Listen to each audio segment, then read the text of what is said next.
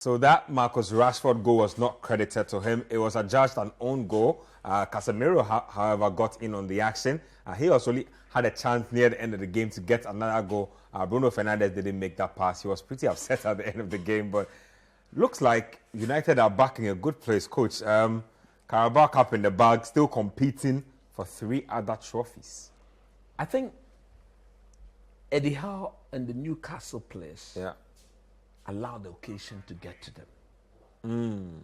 I think they came into the game not having any plan, not showing United any form of respect. As a team, yes, it's been 6 years ago, but a team naturally, when they get to such final, they tend to win. I'm saying that because if you look at the game, the moment the whistle went, Newcastle came at United as if they were the bigger team. And the moment you do that, you tend to get every player carried away. Because this is a woefully inexperienced team, a team that has never been inside, or a team that don't even have players accustomed to being in such a situation. So pragmatically, I think Eddie Howe didn't help the cause of Newcastle. Whilst on the part of Manchester United, if you look at Ten Hag, in that first 25 minutes, he was very calm. Things were not going on the way he had planned. He was waiting for the like of Carlos Casemiro, Varane, Martinez, Rashford, players who have won things to stamp the authority on the game.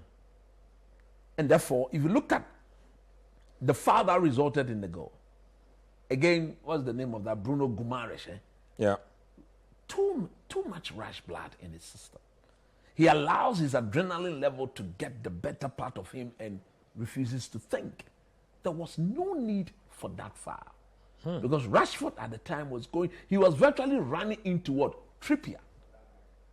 And Trippier, I believe, would have dealt with the situation. From nowhere, foul Marcus Rashford.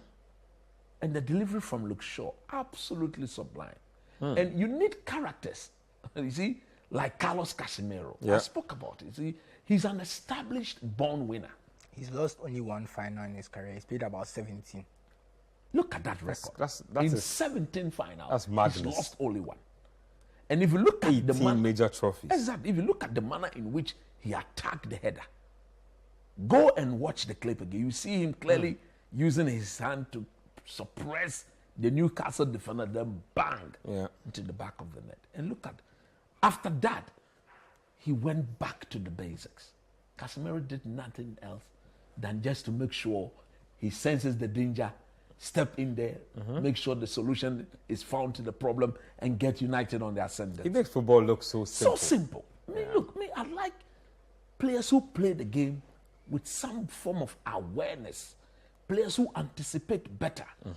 He's not very pacey. No. But you tend to see him everywhere there is danger, he's there. And that anticipation is probably what helps him score some of these set piece goals. Exactly. Find himself, he can read the play, and he knows where the ball will arrive at. Normally, the opponent will not see him coming. And he joined that time when needed. And then, one would have thought that having conceded the first goal against a quality opposition, Newcastle would have done what? They would have taken the steam out of the game, and then, because it is just 1-0, it is a final game. Anything can happen if it stays at 1-0. Go back to that second goal again. Their defensive shape was completely non-existent.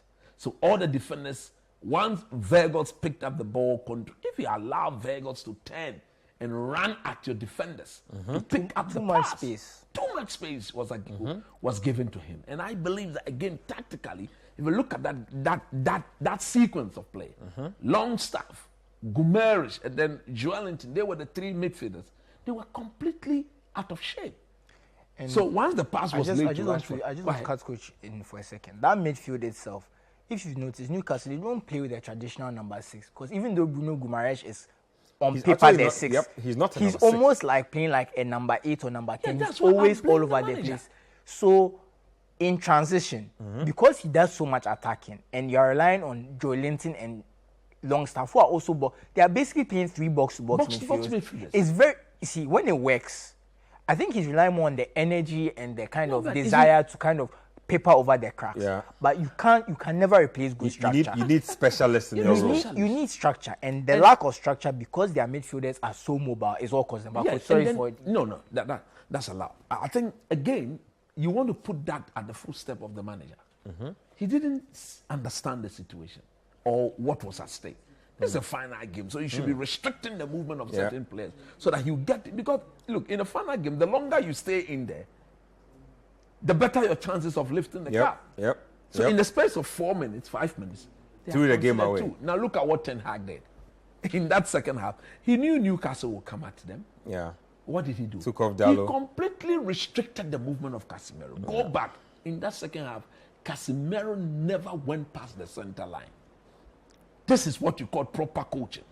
He said, look, because look at what Newcastle did. They went two top. Yeah. Isaac came on for Longstaff. Longstaff. They are sacrificed one of the. So he had gone two up front, hoping that Casemiro will leave Varane and Martinez to do the man-to-man marking. Tactically, good coaches don't do that if they are leading. It is when we are chasing the game. That is when, as a coach, you can sacrifice a 1v1. You're already losing, so you can trust your center back to do 1v1. But when you are in a comfortable lead, just withdraw your specialist DM and make sure it makes it a 3v2 and go back again. He intercepted. He blocked every attacking play. And Ten Hag did something that we should all applaud him for. Dalot got booked very early. And when you are being run at by your good friend, Alex Zima, look, I respect that guy so much because there are times where I think he's too quick for his own thinking. Yeah. And his feet are moving quicker than what he wants to do. And for Erik Ten Hag to have substituted Dalot, brought in Wan-Bissaka. Brought in a defender who thrived on 1v1 situation. He never went past Wan-Bissaka. And Eddie Howe had no option than to. The moment Alex Maximan got substituted, Newcastle became toothless. They were completely non-existent. It was just a matter of strolling. And United, believe you me, should have killed it with a third and even a fourth goal, if only the final pass on the counter-attack was spot on. So look, take it or leave it. This is the first of many trophies to come. The Glazers will go. They are big. Coming today, I saw one of them. Paddy and Fiancima Jolie. Glazer. He will go. I think that's Avram. Avram. They will sell. Whether they like it or not, they will sell. Nobody will give them money to stay there. And they are selling the team to Sheikh Atani. Some of us are going to sit on the board. Sheikh Ni Abba Artani Mubarak. I can't believe what's going on. Just quick thoughts on that final. I think Newcastle made some mistakes, coaches, right? Because Dalot got booked like the 8th minute, 9th minute. It was very early. Very early. And the whole first half, you don't see Alan Saint-Maximin attack Dalot once, apart from until the 35th minute or something. They kept trying to play the ball to Trippier to cross. Yes. But you have your right back on a yellow card. You have one of the best dribblers in the league.